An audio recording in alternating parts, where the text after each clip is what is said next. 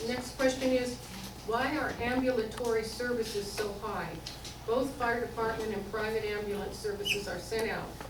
Recent cost was $3,600 for my wife. Aaron. I'll say the ambulance contracts is something I would need to look into. I believe the contract is done at the county level and is something that should be explored. I know we were talking at Braemar just recently with residents who were pointing out, why is it that, for example, when I did a ride-along with the fire department, the call was because there were two people experiencing homelessness sitting on a mattress in an alley. And we went out with the brand new Measure Z fire truck, we went out with an ambulance, we went out with the battalion chief, we got out of the car, we talked, I just observed, talked to the people sitting on the mattress, found out that they were okay, they moved along, and then we went to another call. Imagine how expensive that is for a city. One of the ways that when you look at homelessness, we're treating this issue in the most expensive way possible. So that is something I would like to look into more for particularly private calls to ambulances, but something that I do believe needs to be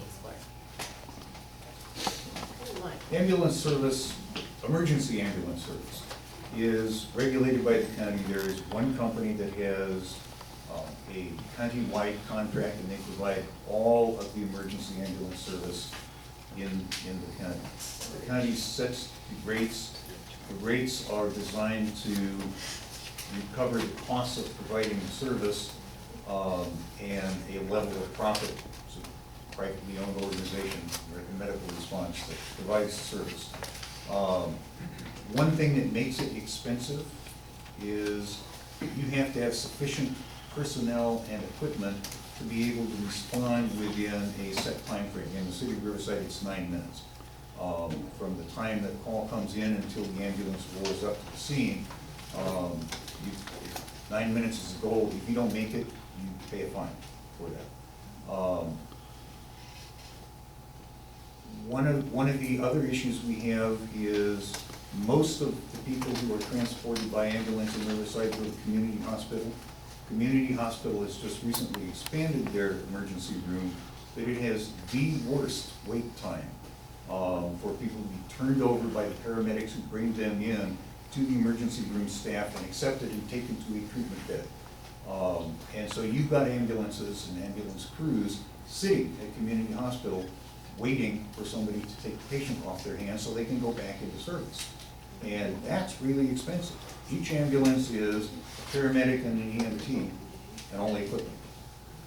But the real question was, why is the fire department sent out on those calls when you have a contract with the ambulance service that does the same thing? They take the vitals, they put you in the ambulance, they take you away. Well, the fire department doesn't have ambulances in Riverside.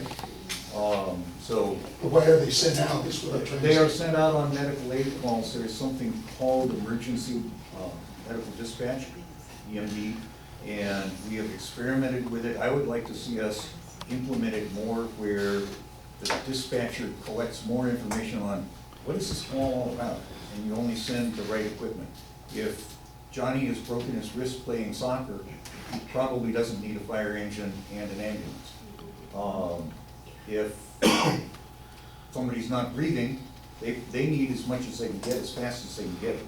Fire department typically gets there quicker than the ambulance company because of our concentration of fire stations and personnel.